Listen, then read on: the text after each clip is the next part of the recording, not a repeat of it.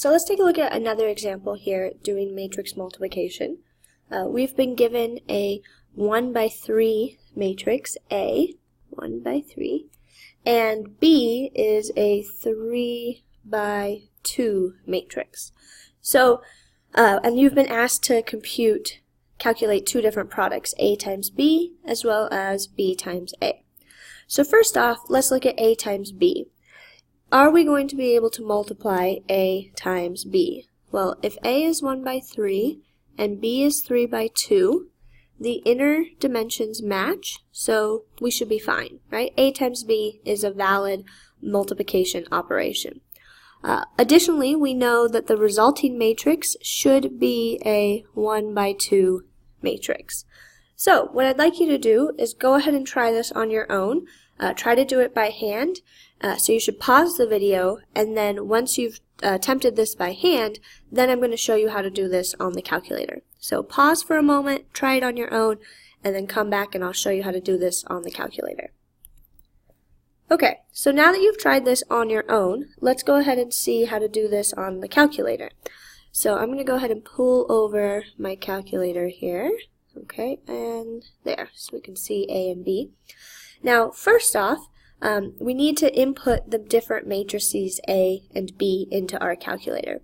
So I'm going to go ahead and hit the matrix button. So that is second, and then the inverse button. So notice on top of it, it says matrix in blue letters. So now I'm going to edit matrix A. So I move over to edit, and I'm highlighting A, so I'll hit enter. And then at the top, it asks me what size is matrix A. So matrix A is a 1 by 3 matrix. So I'll go ahead and hit enter. And now you can see I have a matrix on my calculator, and I can fill in the entries. So entry 1, we have 1, entry 2 is a 2, and entry 3 is a 3. So I have matrix A, the 1 by 3 matrix that is 1, 2, 3. Now I need to go ahead and enter matrix B, so I'll do the same thing. So I'll go second matrix, and I want to edit matrix B, so now I'll go down to the second one.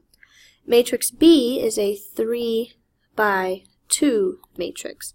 So now we enter 3 by 2, and the calculator gives us a slightly different setup, allowing for the larger matrix. So let's see, we have -1 in the first entry, we have a 0 in the second. Now we're in row 2, we have a 2 and then a 4, and then finally in row 3 we have -3 and +3. So now in my calculator, I'm just going to go back to matrix so we can see, it tells me the size of matrix A. So if I want to call on matrix A, it's telling me that this is the 1 by 3 matrix, and matrix B is the 3 by 2. So now for us to multiply matrix A and matrix B, I'll go ahead and select matrix A. So I'm going to press enter. Oh, pardon me, I don't want to press enter. Clear, this should be a 3. Okay, so I'm going to go back to the home screen. So I quit out. Now I can go ahead and select matrix A. So I'll go into matrix, select matrix A, and then you could use the multiplication symbol, or you could just place matrix B right next to matrix A. So matrix A times matrix B, press enter, and it gives us the result -6 and 17. So A times B is the matrix -6, 17. And it is a 1 by 2 matrix. Notice that we can do the same thing with B times A, but let's talk about B times A for a moment. Matrix B was a 3 by 2. So we have a 3 by 2 multiplying by a 1 by 3. These inner dimensions do not match, so we are not able to do this multiplication. And so this would be an example of an impossible multiplication. You can say impossible, or you can say no solution, anything to that effect. Now, if you try to do this in your calculator, so if we go into our matrices, and this time we want matrix B times matrix A, it should give us an error. And it says dimension mismatch. And that's because the dimensions of our matrices do not line up. Okay, so that's something to keep in mind. if you're trying to multiply two matrices together and you can't, that's because the dimensions are not aligning.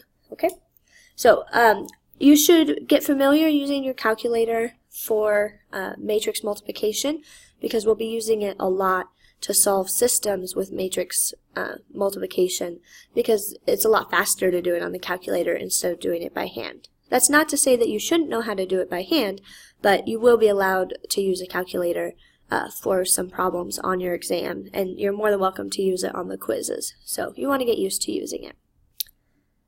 Let's see. Let's think about different things, some questions we might have about multiplication.